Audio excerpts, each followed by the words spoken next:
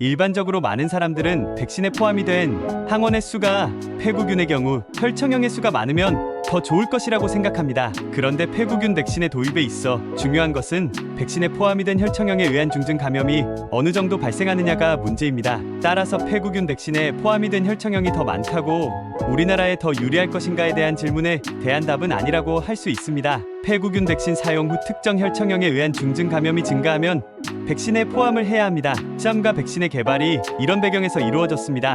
폐구균 백신은 이렇게 꾸준히 발전하게 될 것입니다. 7가 백신에서 13가로 넘어올 때 이슈는 19의 혈청형 때문입니다. 이것은 미국에서 문제가 되었고 그래서 백신에 포함이 되었습니다. 우리나라는 좀 달랐습니다.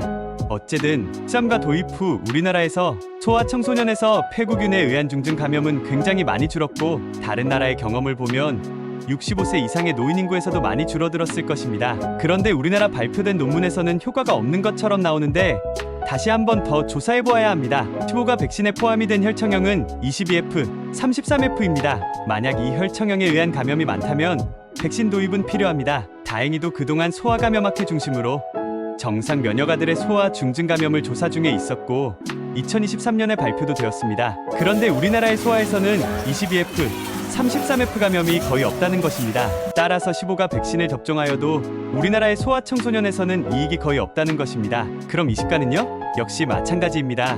현재 우리나라는 13가 백신으로 잘 방어하고 있습니다. 지속적인 역학조사를 통하여 20가 백신에 포함이 된 혈청형에 의한 중증 감염이 증가한다면 도입을 해야 합니다. 따라서 우리나라의 소아에서 폐구균에 의한 중증 감염에 대한 역학조사가 지속적으로 이루어져야 합니다. 만약 13가로 유지할 수 있다면 그대로 유지해야 합니다. 백신 회사가 생산을 멈추지 않는 이상은요.